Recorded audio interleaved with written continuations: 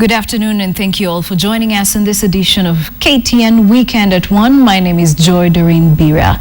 Now we begin in Mandera County where clashes are ongoing and tension remains high as clashes between the two tribes of the Gare and the Degodir continue. And joining us now to bring us an update on what exactly is on the ground is KTN's Ian Wafula.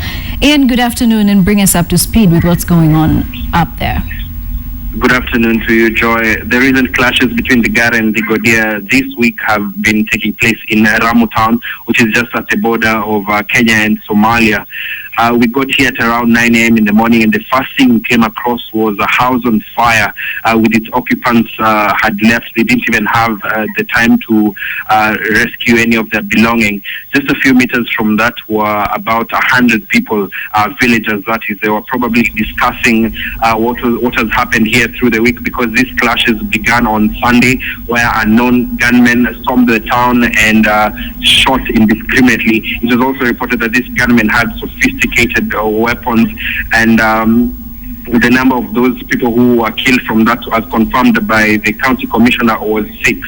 But word on the ground is that this number could be higher, just that people from both communities do not want to admit to how many people have been killed so far, just because of a supremacy battle between the two, given that if one community comes out and says 20 people have been killed and the other probably community 5 people have been killed from the other community, the first community will seem like it's losing. So there's a general combined effort between the Kenya Defense Forces and the administration police to just contain the situation, but tension is very, very high. It is reported that the gunmen strike from around early in the morning or late in the night.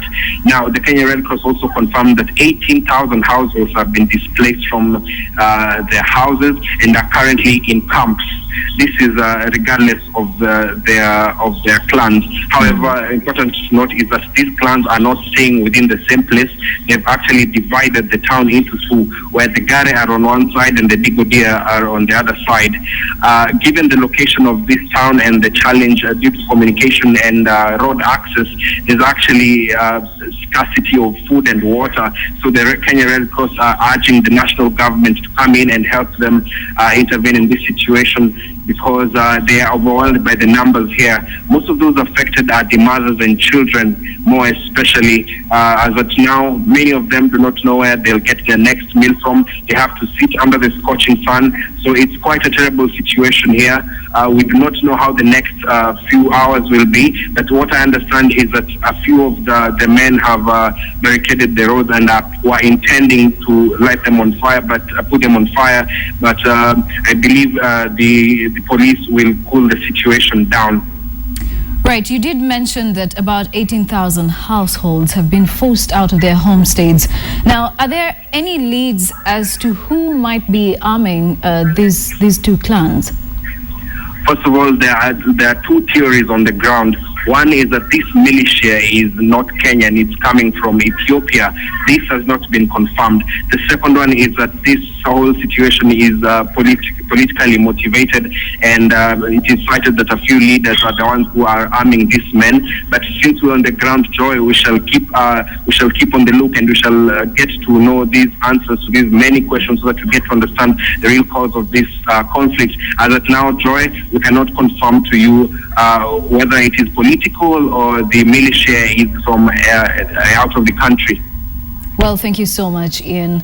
We do appreciate the update. That is KTN's Ian Wafula bringing us an update on what's happening in Mandera at the moment, where clashes between the Gare and the Degodia are still ongoing and, of course, forcing people out of their homesteads. We'll bring you up to date in our consecutive bulletins at 4, 7 and 9 o'clock.